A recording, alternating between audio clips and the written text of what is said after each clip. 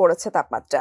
গেল ২-৩ দিনে রাজধানী সহ দেশের বিভিন্ন অঞ্চলে বৃষ্টি নেমেছে, ফলে গরমের হাঁসফাঁস থেকে কিছুটা স্বস্তি মিললেও এবার শুরু হতে যাচ্ছে কাল বৈশাখীর তাণ্ডব।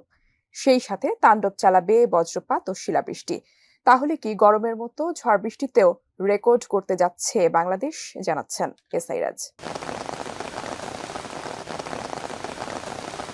গেল এপ্রিল মাস জুড়ে রেকর্ড তাপপ্রবাহ বয়ে যাওয়ার পর দুদিন ধরে কমতে শুরু করেছে তাপমাত্রা। ২৪ ঘন্টার ব্যবধানে সর্বোচ্চ তাপমাত্রা ১ ডিগ্রি সেলসিয়াসের বেশি কমেছে। দেশবাসীর জন্য সুখবর, তাপমাত্রা কমার এ ধারাবাহিকতা অব্যাহত থাকবে আরও কদিন। তবে ১১ মে পর্যন্ত বজ্র ঝড়ে পুরো দেশের তাপমাত্রা কমে এলেও পরবর্তীতে আবারও বাড়তে পারে তাপমাত্রা। বজ্রঝড়ের তাণ্ডব শুরুর পূর্বাভাস দিয়ে আবহাওয়াবিদ আবুল কালাম মল্লিক বলেন, টানা তাপপ্রবাহের অবসানের পর শুরু হতে যাচ্ছে কালবৈশাখী ঝড় ও বজ্রপাত। প্রাক বর্ষা মৌসুমে সবচেয়ে বেশি বজ্রঝড় হয়ে থাকে মে মাসে।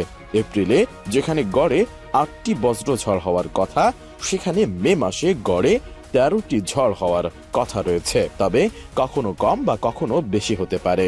কিন্তু আগামী এক সপ্তাহের পুরোটা সময় জুড়ে কালবৈশাখী ঝড় হতে পারে, আর ওই ঝড়ে বজ্রপাতও ঘটবে। এদিকে দেশের ইতিহাসে এবার অর্থাৎ স্বাধীনতার পর দ্বিতীয় সর্বোচ্চ তাপমাত্রার রেকর্ড হয়েছে গত ৩০ এপ্রিল। এদিন যশোরে ৪৩.৮ ডিগ্রি সেলসিয়াস তাপমাত্রা রেকর্ড করা হয়, যা সারা দেশের মধ্যে সর্বোচ্চ তাপমাত্রা।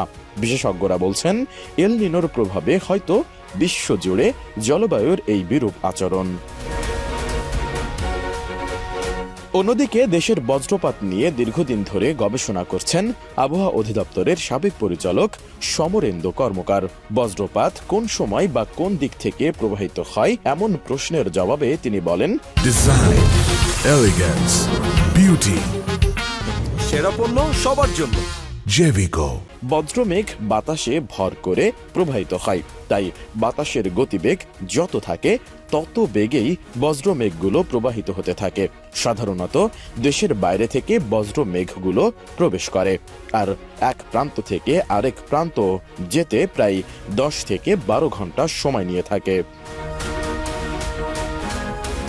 তাপপ্রবাহে যেমন পরিবর্তনের ছাপ দেখা গেল এপ্রিলে, তেমনিভাবে কালবৈশাখী ঝড় ও বজ্রপাতেও পরিবর্তনের প্রভাব দেখা গেছে। দেশে সাধারণত পশ্চিম ও উত্তর পশ্চিম দিক থেকে আসা মেঘগুলোতে বজ্রপাতের সৃষ্টি হয়ে থাকে, কিন্তু গত ৭ এপ্রিল দেশের দক্ষিণাঞ্চলের পিরোজপুর, ঝালকাঠি, বরিশাল প্রভৃতি এলাকায় বজ্রঝড় এবং গত ২ মে চট্টগ্রাম, কক্সবাজার ও রাঙামাটি এলাকায় বজ্রঝড় হয়েছে। আবহাওয়াবিদ আবুল কালাম মল্লিক বলেন, আমাদের দেশের মধ্যাঞ্চলে বজ্রমেঘের সৃষ্টি হতে পারে। এছাড়া পার্শ্ববর্তী দেশের উষ্ণ আবহাওয়ার মেঘমালা আমাদের দেশে প্রবেশ করে পরিপক্কতা অর্জন করতে পারে, আর এর প্রভাবেও আমাদের এখানে বজ্রমেঘ তৈরি হয় এবং সেসব মেঘের কারণে বজ্রপাত হয়ে থাকে। দেশে প্রতি বছর বর্ষার আগ মৌসুমে কালবৈশাখী ঝড়ের সাথে বজ্রপাত দেখা দেয়, আর এতে প্রতি বছর অসংখ্য মানুষ মারা যায়।